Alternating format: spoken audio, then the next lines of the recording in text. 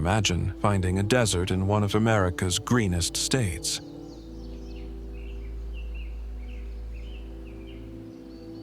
It sounds impossible. Most people assume it's just another internet myth. Except, it's completely real.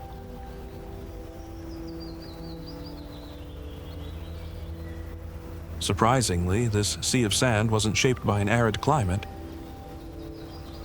It all traces back to an ordinary farming family over 2 centuries ago.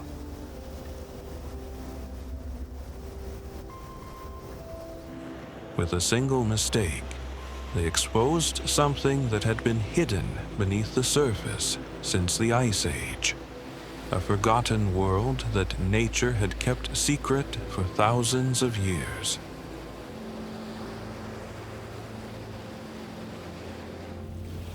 Not only that, don't be quick to believe everything you already know about Maine, because there are many things here that people still doubt and question. And you? What are you curious about this land? Morning light spreads over a quiet valley, mountains stacked one behind another, a still lake cradled between them.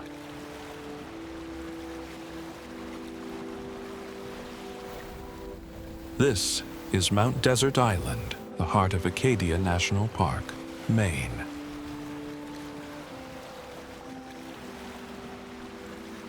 At Jordan Pond, granite boulders sit half submerged in water so clear you can count the stones beneath the surface.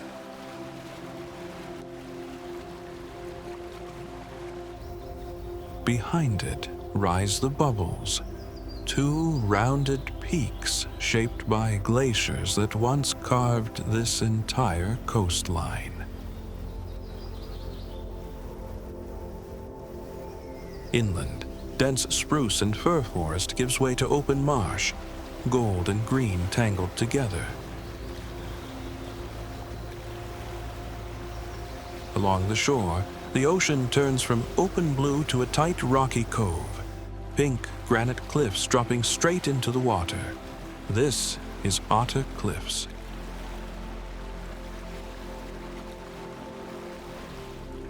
Waves roll in steadily, the same Atlantic that has been shaping this edge of Maine for thousands of years.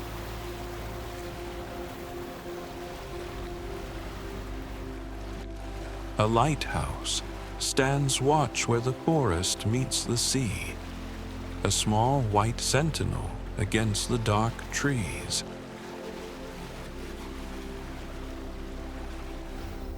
From the summit of Cadillac Mountain, hikers look out over a landscape that stretches all the way to the horizon. Islands, bays, and forest folded into each other.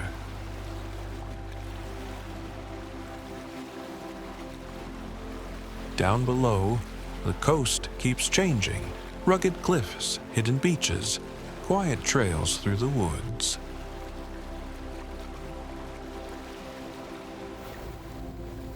As the sun drops, the whole bay turns gold, then pink, then fades. Acadia closing the day the way it opened it, slow and unhurried.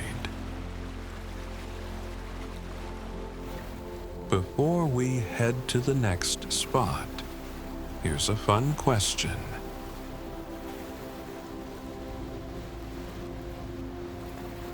Maine is especially famous for producing which type of seafood?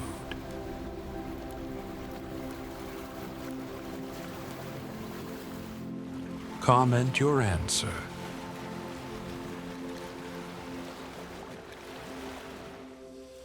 Boats fill the harbor at Bar Harbor, dozens of them swinging gently on their moorings.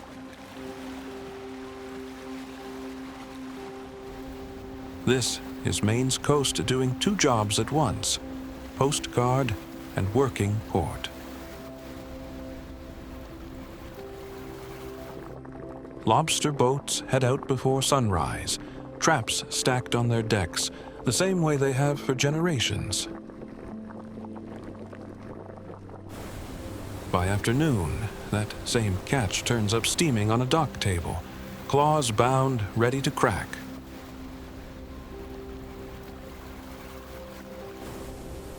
Tall-masted schooners sit anchored near the pier, a quieter reminder of how people once arrived here, by sail, not by car.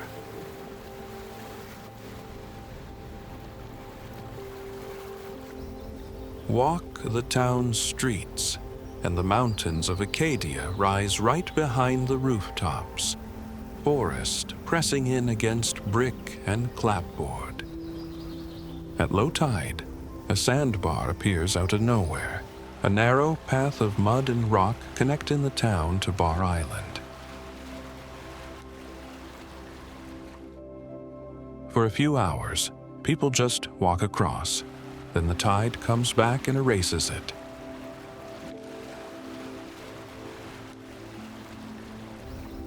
From above, the whole harbor curves into a tight, sheltered bay, boats scattered like confetti on the water.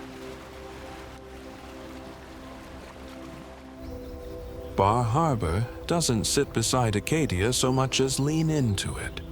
The line between town and wilderness never quite settled.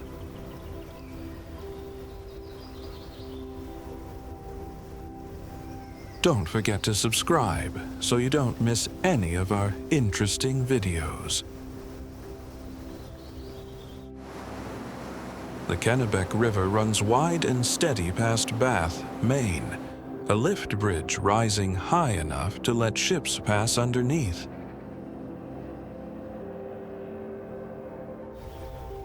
Cranes and shipyard buildings line the far bank. This town has been building ships since the 1800s.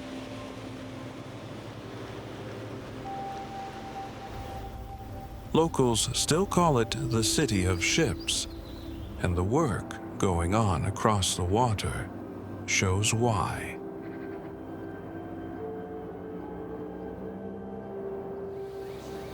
Downtown, brick storefronts and a church steeple sit close together along quiet streets. In fall, the trees around town turn orange and red, framing rooftops and a small park near the water.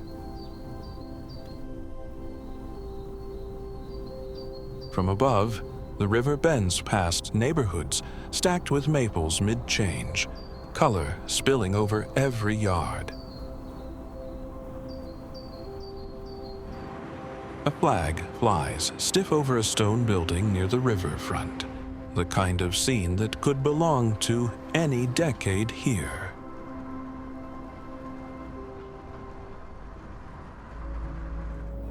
Boats and a small barge sit docked along the working waterfront, a reminder that this river has always carried more than just water.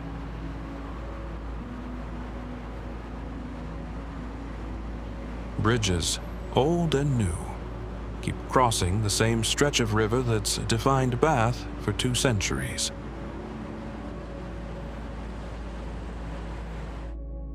It's a town built around a river that never stopped working. We worked really hard to make these videos, and of course, your support is a huge motivation.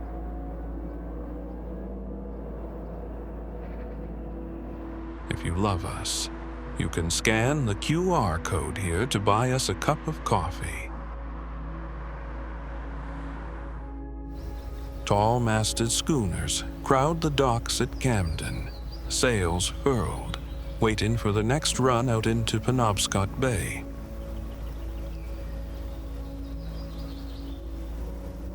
This harbor has been launching wooden sailing ships for generations, and some of them still work today.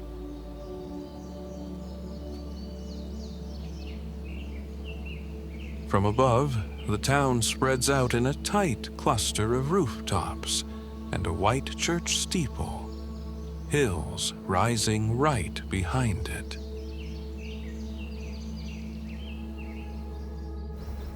Fall turns those hills orange and red, the whole harbor framed in color for a few short weeks.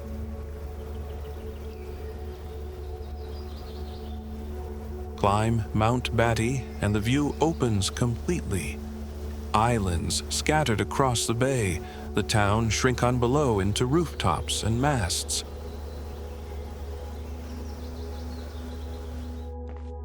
Hikers sit right at the edge of the rock, taking it in before the climb back down.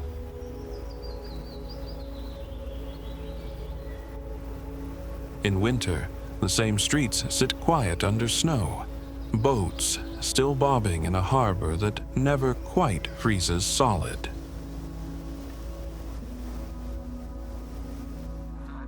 Geese move across a hillside near the water, unbothered by the people walking past.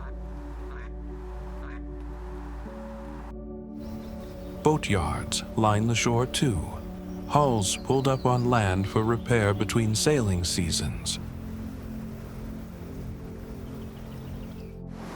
Waves break hard against Curtis Island, a small wooded outcrop guarding the mouth of Camden Harbor.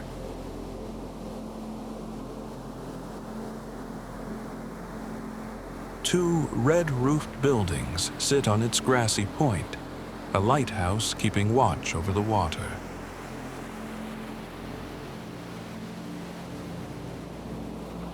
Spruce and birch crowd the rest of the island, dropping straight down to dark rock at the shoreline.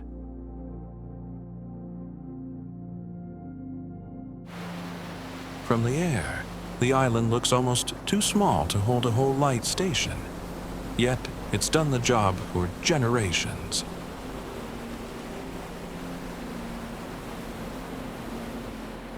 Across the water, Camden's hills and rooftops rise in the distance, the town close enough to see clearly.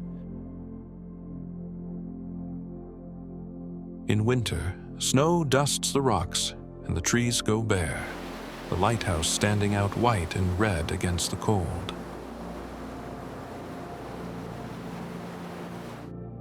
At sunset, the light catches the water just right, turning the whole channel gold for a few minutes.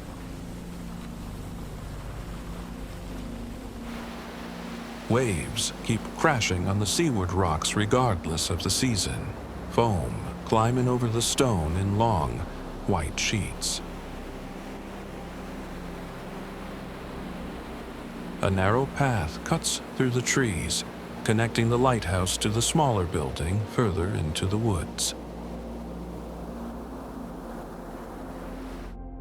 Curtis Island stays small, but it never stops marking the way into Camden Harbor.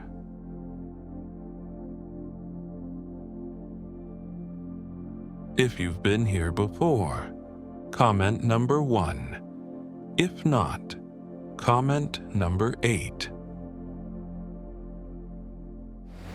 White against dark rock, a lighthouse rises at the edge of Cape Elizabeth, waves breaking just below it.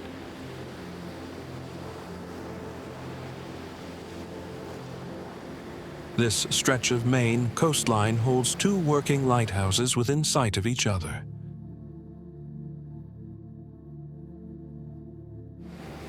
Open lawns roll right up to the cliffs here, part of a public park built around the light.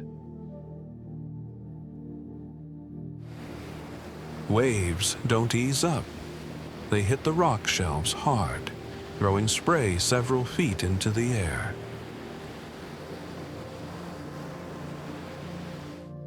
A second lighthouse stands further down the coast, paired with a red-roofed keeper's house, looking almost identical to its neighbor. Between the two, the shoreline turns rough and uneven, dark stone cut by tide pools and narrow inlets. Homes sit just back from the water, close enough to hear the surf but tucked behind trees and lawns.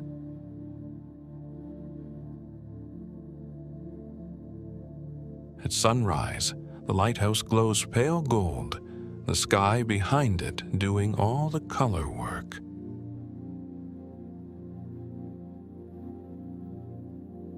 From above, the whole point juts out into open ocean, nothing between it and the horizon. Cape Elizabeth keeps 2 lights running, each one marking the same hard edge where Maine meets the Atlantic. The Kennebunk River cuts straight through town, marinas packed tight on both banks.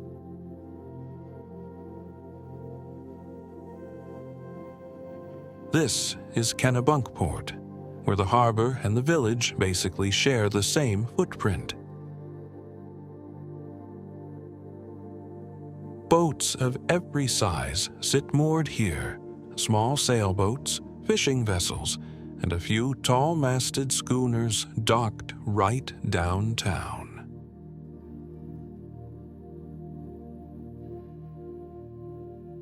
At Dock Square, shops and restaurants crowd close to the water, parking lots full even on a quiet afternoon. In fall, the trees lining the river turn orange and red, color spilling down to the docks themselves. Drive along the shore road, and the houses get bigger, set right against the rocky coastline with the ocean just past the lawn. Waves roll steady against those rocks, the same Atlantic that shaped this whole stretch of Maine.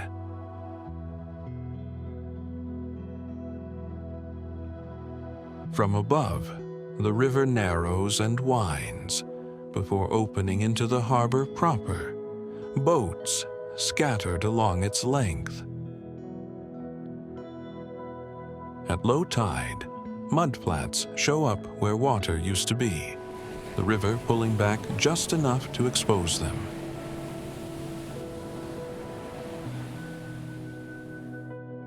Sunset turns the whole sky pink, the river and the harbor reflecting it back in pieces.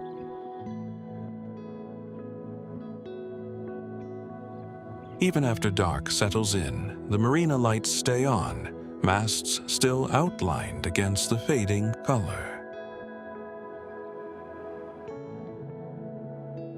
Which region are you curious about? Let us know in the comments. We'll see you there in the next video. Moosehead Lake stretches out so wide it barely looks like a lake at all, more like an inland sea framed by mountains.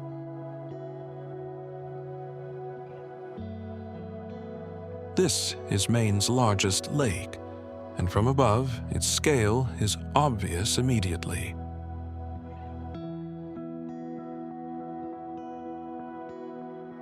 Small islands break up the water here and there, dark green clusters of pine holding their ground against all that blue.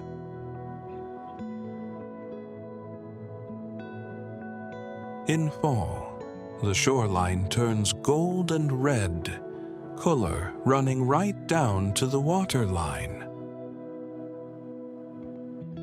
A flat-topped cliff rises straight out of the lake on one side, Mount Kineo, impossible to mistake for anything else around it. Boats leave long wakes across glassy water in warmer months, the only motion on an otherwise still surface. Then winter arrives, and the whole lake changes character completely. Fog rolls low over the water at sunrise, swallowing islands whole before the sun burns it off.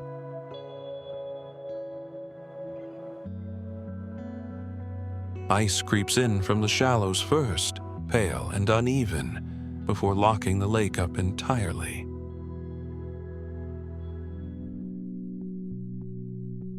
Skidoo tracks cut straight lines across frozen bays where boats used to pass.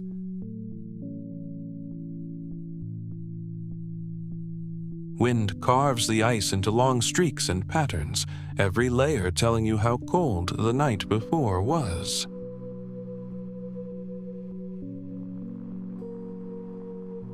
Snow-covered pines line the banks, the same mountains from autumn, now dusted white. A long beach curves out into the Atlantic at Ogunquit, sand stretching further than most people expect from Maine.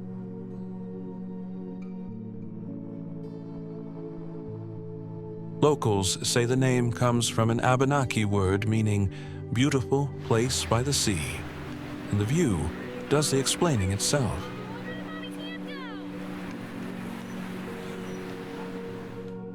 Downtown sits just off the water, narrow streets lined with shops, restaurants, and cars parked end to end in fall. Walk south along the coast, and the sand gives way to rock. A path called the Marginal Way hugs the shoreline the whole distance. Waves break hard against those rocks, throwing spray up onto the trail in places. Large coastal homes sit perched right above the water here, lawns running out to cliffs with nothing between them and the ocean.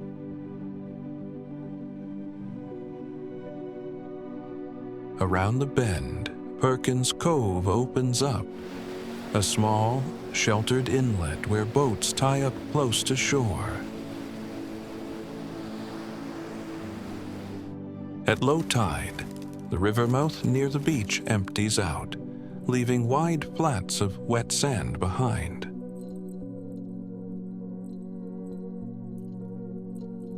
In autumn, the trees lining the streets and coastline turn deep red and orange, color framing every view of the water.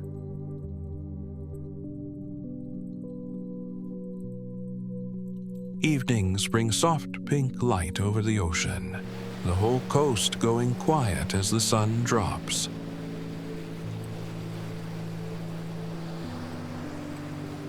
Surfers still catch a few waves even as the light fades, small figures against a darkening shoreline.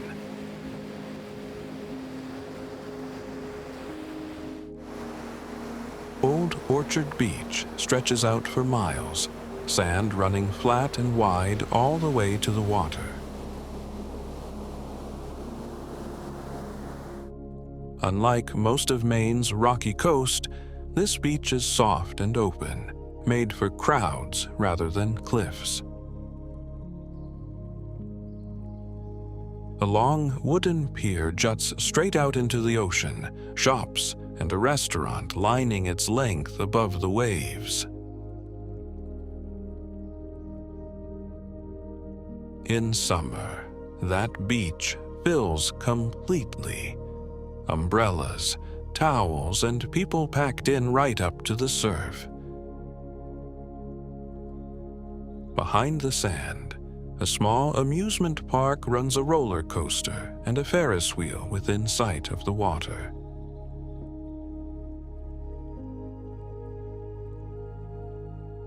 Riders go up, the ocean stretching out behind them the whole way around.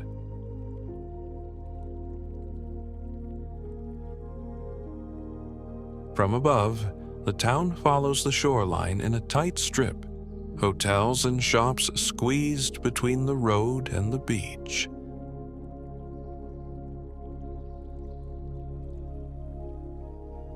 Drive a few blocks inland, and the crowds disappear. Just quiet streets lined with trees and small houses.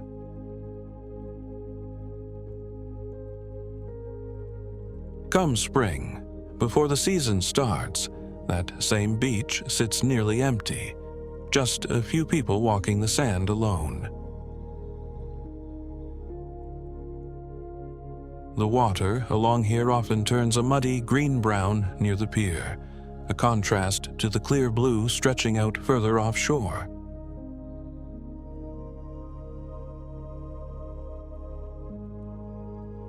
By late afternoon, in peak season, the whole beach turns into a single moving crowd, color everywhere from blankets and umbrellas.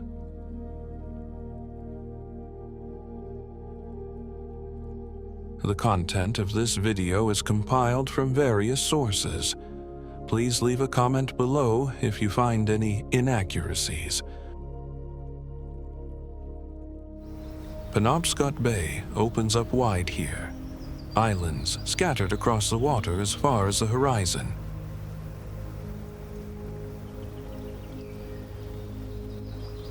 Boats leave long white wakes cutting through it, the only motion on an otherwise calm surface. Forested points jut out into the bay one after another, each one edged with rock where the tide pulls back.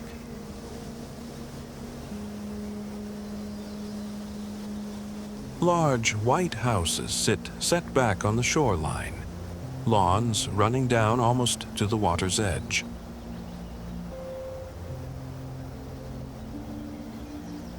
A long stone breakwater stretches nearly a mile out into the bay, ending in a small lighthouse that still marks the way in.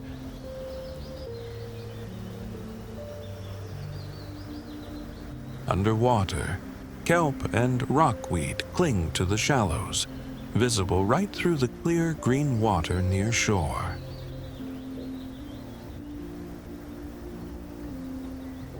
A ferry crosses the bay loaded with cars, the same kind of run that's connected these islands to the mainland for decades.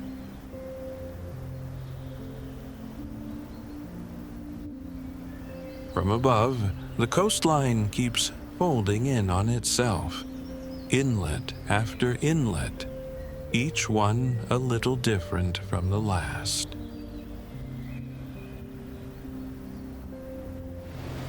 Evening light turns the bay soft and pink, the islands fading into silhouettes one by one.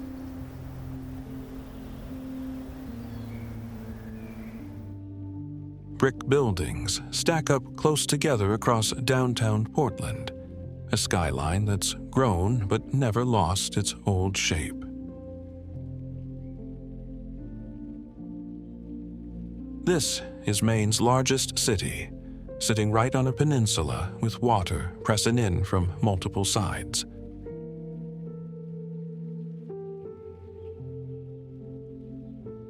In the old port, narrow streets still run between 19th century warehouses, now filled with shops instead of cargo.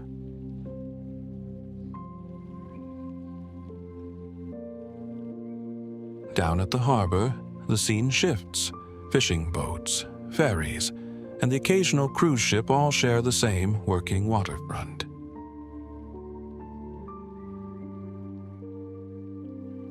Casco Bay spreads out beyond it, islands scattered across the water like punctuation marks.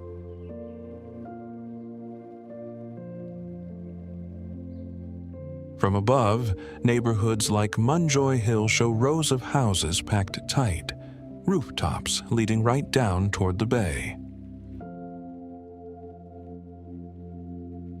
City Hall and a few older government buildings still anchor downtown, their copper roofs gone green with age.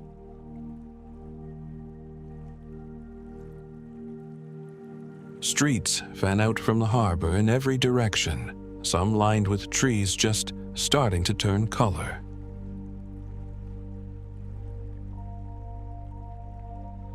At dusk, the sky goes soft orange behind the buildings, light catching glass and brick the same way. Cranes and shipping equipment line part of the harbor, proof the port still does real industrial work, not just tourism.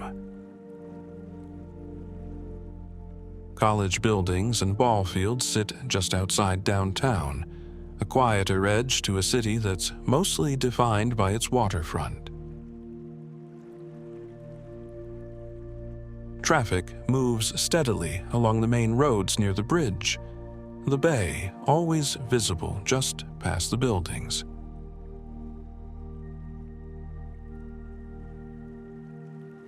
In fall, the trees scattered through residential streets turn orange and red, breaking up all that brick and pavement.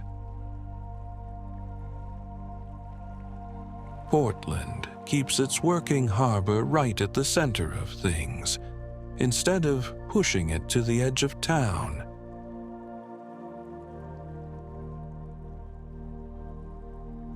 Scarborough Marsh spreads out in a maze of channels and grass, water and land, barely deciding which one's in charge.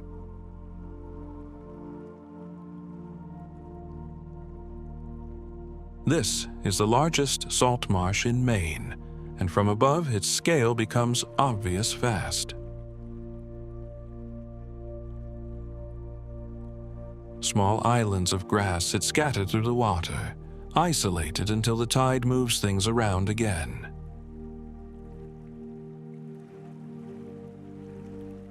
Past the marsh, the coastline opens up into sandy beach, waves rolling in steady along Pine Point and Higgins Beach.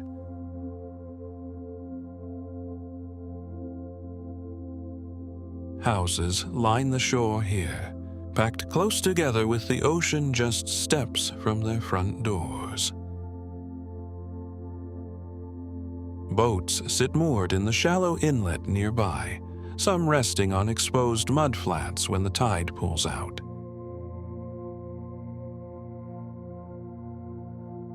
Inland, Route 1 runs straight through town, lined with shops, gas stations, and steady traffic.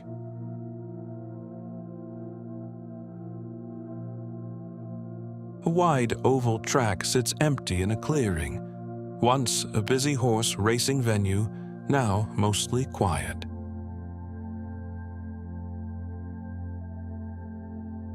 Trees around it turn orange and red each fall, color filling in where the crowds used to be.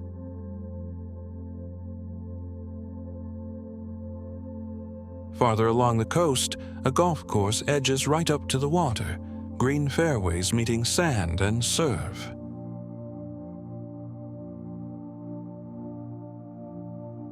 From above, Scarborough shows three different faces at once: marsh, beach, and small town strip, all within a few miles of each other.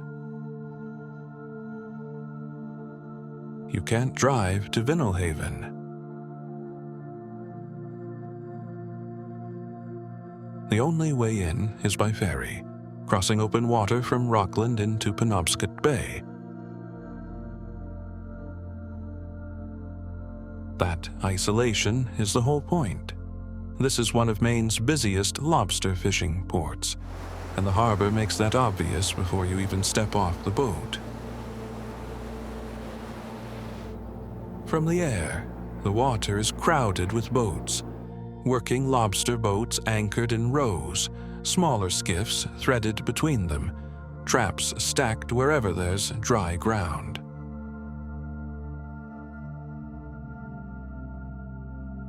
The town wraps around the inlet in white clapboard houses, docks, and a handful of low commercial buildings that look like they've been doing this a long time.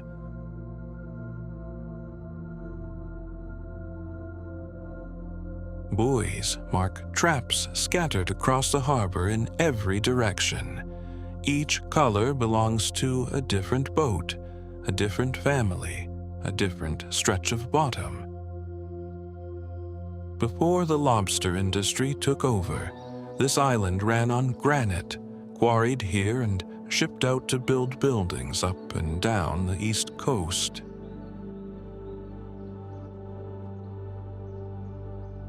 In early morning, fog pools low over the surrounding hills and drifts across the water, burning off slowly as the boats start heading out.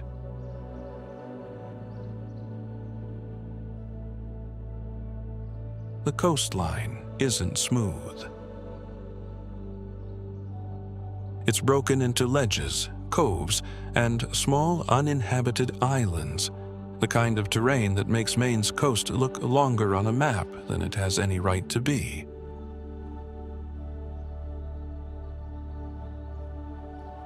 Penobscot Bay opens up beyond the harbor, more islands scattered across the horizon, some forested, some bare rock.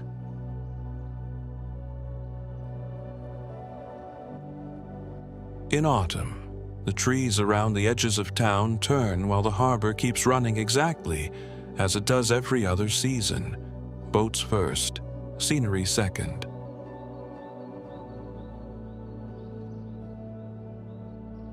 The year-round population here is small, and in winter, the island feels like it belongs entirely to the people who fish it.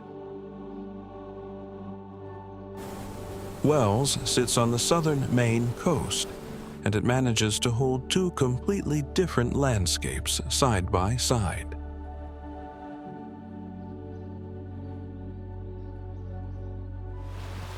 On one side, there's the beach, narrow sandbar peninsulas lined with shingled houses, packed close together, facing the open Atlantic.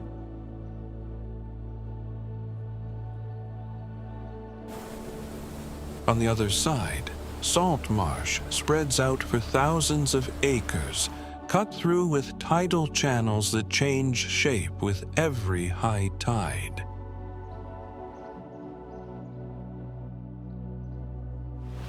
The Wells National Estuarine Research Reserve protects more than 2,250 acres of that marsh, forest, and shoreline, one of the largest stretches of undeveloped salt marsh left on this part of the coast. From the air, the marsh looks almost like a map of veins, water finding the lowest path through grass that turns gold and brown by autumn.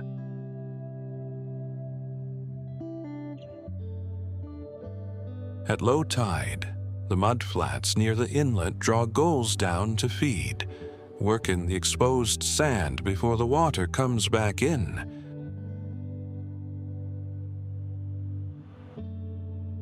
A rock jetty marks where the tidal river meets the ocean, calm water on one side, open surf on the other. Inland, the town center is small and unhurried. A crosswalk, a few shops, houses set back under maples that go bright red in October.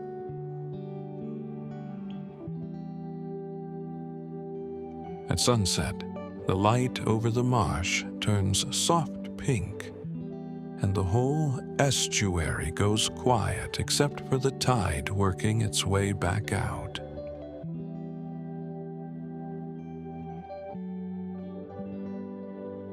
Wells isn't one postcard.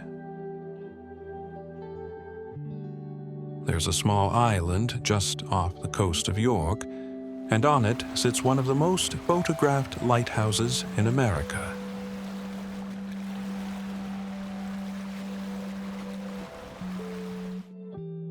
Cape Nedick Light, almost everyone just calls it Nubble Light, has stood on that rocky islet since 1879.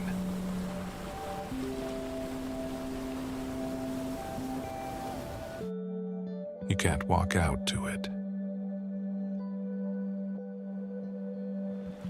The water around Nubble Island never goes shallow enough, so the lighthouse stays separate, viewed only from the mainland or by boat.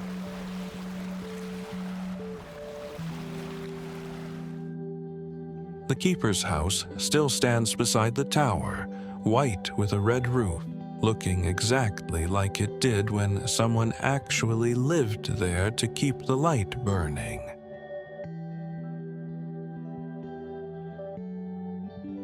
At sunrise, the light catches the tower first, turning the white paint gold while the rest of the coastline is still in shadow.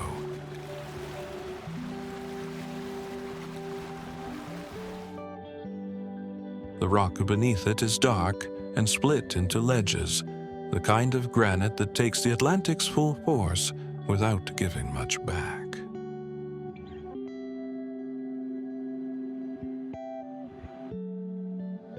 York itself is one of the oldest towns in Maine, settled in the 1620s, long before most of the coastline north of it was anything but forest. Inland from the lighthouse, the town wraps around a tidal river, a small bridge connecting both banks where the water narrows.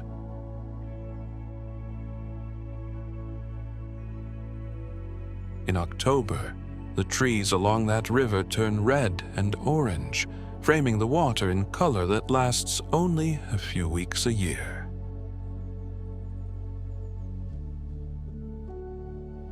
Houses line the rocky points throughout town, close enough to the water that storm season probably tests every one of them.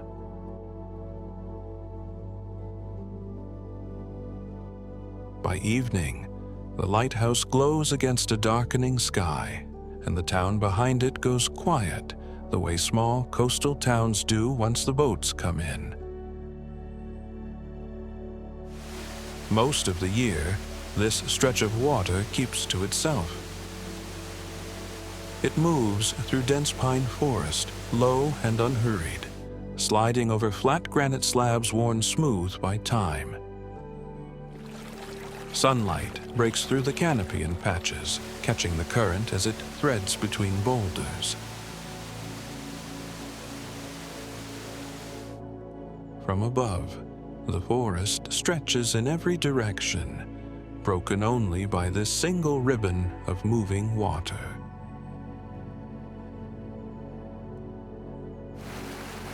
Then the land gives way, and the river drops, rapids folding white over dark stone, never quite the same shape twice.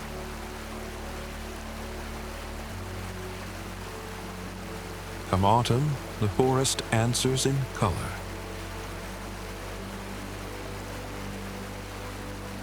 Maples and birches along the bank turn orange, red, gold, framing the same water that ran clear all summer.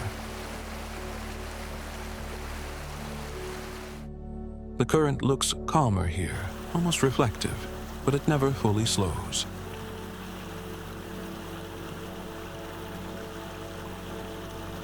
Winter changes the terms entirely.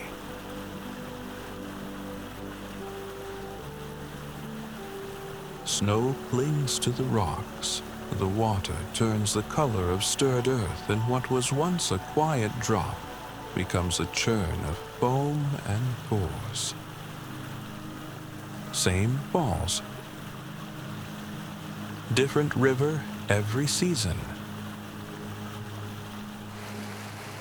Walking time into the falls is only about 10 minutes. Remember to bring the family, since there is a nice area to have an afternoon lunch while viewing the waterfalls. A word of caution about the falls. The rocks on the side of the falls are smooth and round, so they are very slippery. Take care when walking on them. There's a stillness here that's hard to find anywhere else.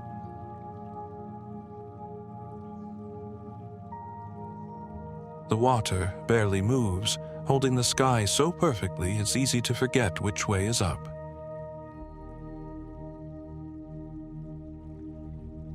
At sunrise, the whole lake turns gold, the light stretching out in a single unbroken line across the surface.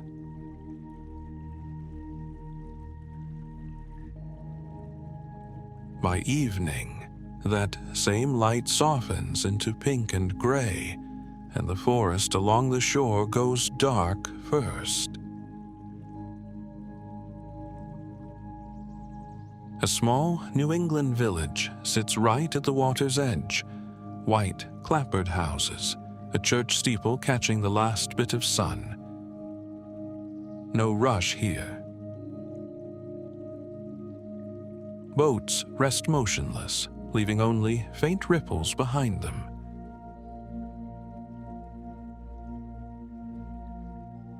Thick forest wraps around most of the shoreline, broken occasionally by small wooded islands rising out of the water. On one side, a quarry cuts into the hillside, a rare scar in an otherwise unbroken landscape. The trees outnumber everything else for miles.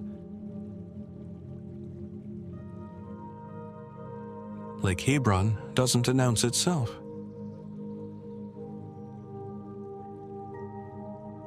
It just sits there, quietly, doing what it's always done. Uncover great fishing access points, boat ramps, and all the facilities you need for an unforgettable day on the water. Some locations shown may border or include private property. Always check property boundaries and applicable regulations before visiting.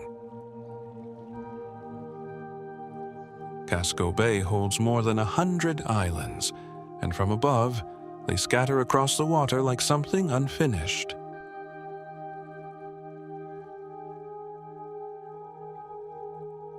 On one of them, a stone fort sits abandoned, its star-shaped walls now overgrown with trees and brush.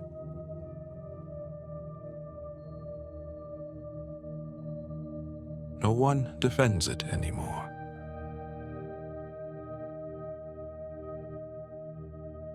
A breakwater stretches out into the bay, ending in a lighthouse that still stands watch over ships that don't need watching as closely as they used to.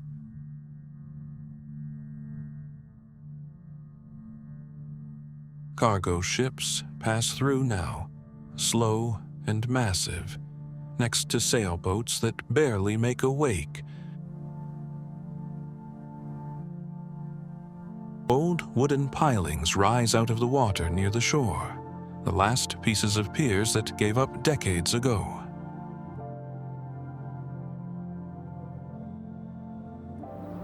Along the coast, a small New England town faces the bay.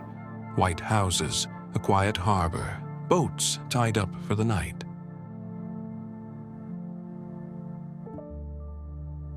The water changes constantly here, gray under clouds, then suddenly catching gold light at sunrise.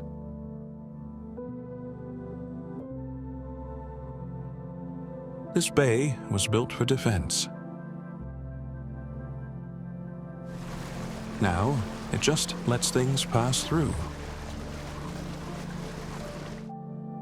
Increasingly, the waters of Casco Bay have attracted the attention of aquaculture businesses.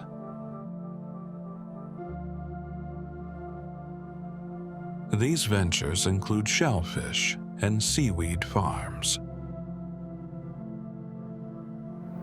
Maine leaves a lasting impression through its quiet elegance, where rugged coastlines and peaceful forests create a landscape unlike any other.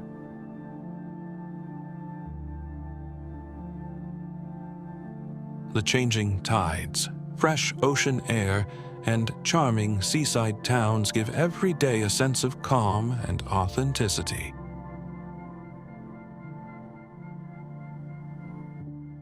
Rather than dazzling with crowds or bright lights, Maine captivates visitors through its simplicity and timeless natural beauty. Every lighthouse, harbor, and scenic trail adds another unforgettable chapter to the journey, inviting you to slow down and truly take it all in.